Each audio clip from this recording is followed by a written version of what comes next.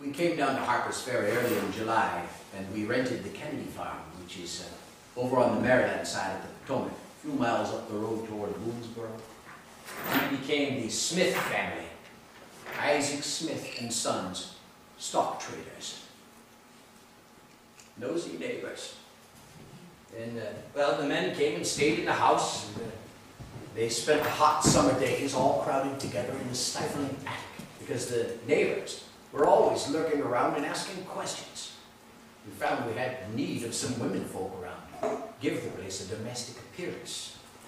Well, to tend to the household chores, cooking.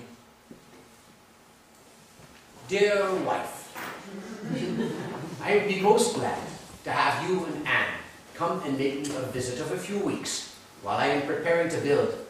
We need some women of our own family, and I don't see how we can get along without you. My dearest husband, your letter of this instant has been received, and I regret to say that I will not be able to come and make the journey to come and see you. I've sent Oliver at a good deal of expense to bring you. Oliver has explained the reasons that you wish us to come. I think you need not hesitate to leave Ellen with Martha and Sarah. John, I think it would be best if I stayed here with Sarah and Ellen. They would fare better in the care of their mother. Well, if you cannot come, I would be glad to have Annie and Martha come. We have all decided it would be best for me to send Martha and Annie instead. Although she is silent on the matter, Martha needs to be with her husband. You know, I've been working on a baby's blanket for them for some time now. You know, Oliver and she are expecting their first child. Well, that may be, but I want you to come, Mary, right away. It would likely prove to be the most valuable service that you could ever render the world. Your affectionate husband, Isaac Smith.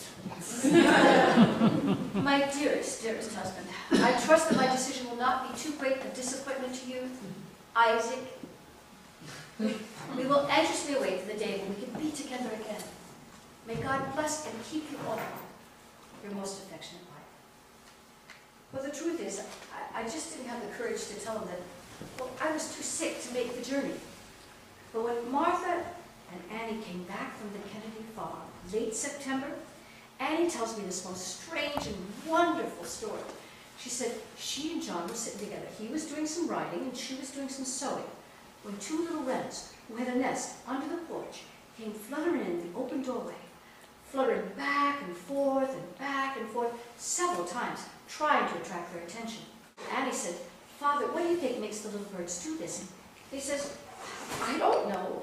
Let's go outside and see. So they go outside, and they find that a snake has slithered all the way up the porch post, and is just about to devour the little ones in the nest, when John grabs a shovel, and he kills that snake. And then, them old birds, they come flying down to the railing, and they just sit there. And they sing and sing and sing, as if they would burst, trying to express their joy and their gratitude to John for saving their babies. John asks Annie if she thinks it's an omen of his success. You see, my husband has always pictured himself like that figure in the old Sibyl of Virginia, with the tyrant serpent underfoot.